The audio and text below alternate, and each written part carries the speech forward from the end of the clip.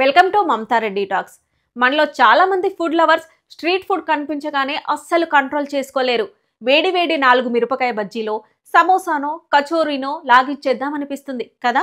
ఇక రెస్టారెంట్ ముందు నుంచి వెళ్తుంటే ఆ బిర్యానీ, కబాబ్స్ స్మెల్ ఇంకా టెంప్ట్ చేస్తాయి. కానీ వెంటనే మనసు ఒక్కసారిగా బ్రేక్ వేస్తుంది. వంట నూనెను రోజుల తరబడి వేడి చేస్తూ అదే నూనెలో మళ్ళీ మళ్ళీ డీప్ ఫ్రై చేస్తూ ఉంటారు. నూనె కూడా నలుపు రంగులో మారి ఉంటుంది. గుండె జబ్బులు, క్యాన్సర్ రిస్క్ అన్నీ గుర్తొచ్చి వద్దురా బాబు అనుకుంటాం. ఇది ఫుడ్ లవర్స్ కి పెద్ద హార్ట్ బ్రేకే కదా.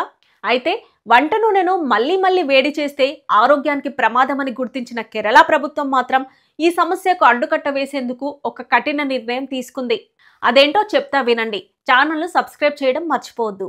ప్రజా ఆరోగ్యాన్ని కాపాడేందుకు అక్కడి రెస్టారెంట్లు, హోటళ్లు, ఫాస్ట్ ఫుడ్ సెంటర్లలో వంట నూనెను 3 సార్ల కంటే ఎక్కువ వాడితే 1,00,000 రూపాయల వరకు జరిమానా విధించనుంది. అయితే ఈ నిర్ణయంపై అక్కడి ప్రజలు, నిపుణులు, ఫుడ్ సేఫ్టీ టీంలు అందరూ ప్రశంసలు కురిపిస్తున్నారు.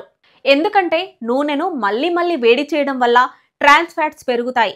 గుండె జబ్బులు వచ్చే ప్రమాదము ఎక్కువే. కిడ్నీ, లివర్ మీద కూడా ప్రభావం చూపుతాయి. క్యాన్సర్కు దారితీసే హానికర రసాయనాలు తయారవుతాయి.